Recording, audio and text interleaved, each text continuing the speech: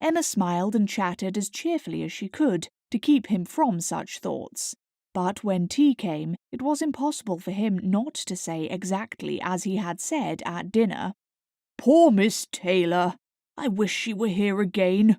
What a pity it is that Mr. Weston ever thought of her." "I cannot agree with you, Papa. You know I cannot. Mr. Weston is such a good-humoured, pleasant, excellent man that he thoroughly deserves a good wife. And you would not have had Miss Taylor live with us forever and bear all my odd humours when she might have a house of her own." "A house of her own? But where is the advantage of a house of her own? This is 3 times as large. And you have never any odd humours, my dear." "How often we shall be going to see them, and they coming to see us. We shall be always meeting. We must begin. We must go and pay wedding visit very soon." "My dear, how am I to get so far? Randalls is such a distance. I could not walk half so far." "No, Papa, nobody thought of your walking. We must go in the carriage, to be sure." "The carriage? But James will not like to put the horses to for such a little way. And where are the poor horses to be while we are paying our visit?" "They are to be put into Mr. Weston's stable, Papa. You know we have settled all that already. We talked it all over with Mr. Weston last night. And as for James, you may be very sure he will always like going to Randalls because of his daughter's being housemaid there. I only doubt whether he will ever take us anywhere else. That was your doing, Papa. You got Hannah that good place. Nobody thought of Hannah till you mentioned her. James is so obliged to you." "I am very glad I did think of her. It was very lucky, for I would not have had poor James think himself slighted upon any account. And I am sure she will make a very good servant. She is a civil, pretty-spoken girl. I have a great opinion of her. Whenever I see her, she always curtsies and asks me how I do in a very pretty manner. And when you have had her here to do needlework, I observe she always turns the lock of the door the right way, and never bangs it.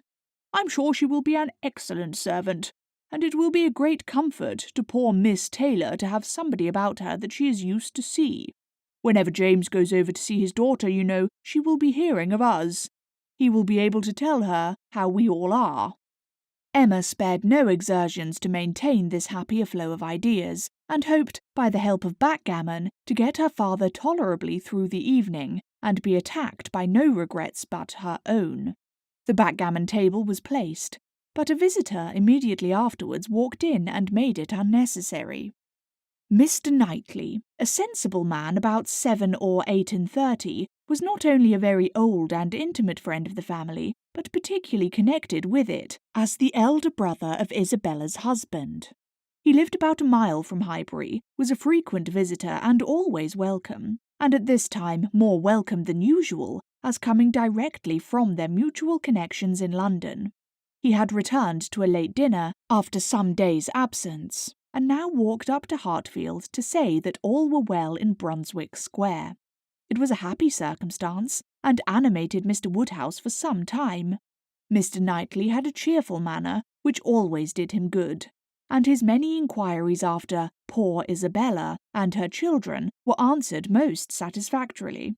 When this was over, Mr. Woodhouse gratefully observed, "It is very kind of you, Mr. Knightley, to come out at this late hour to call upon us.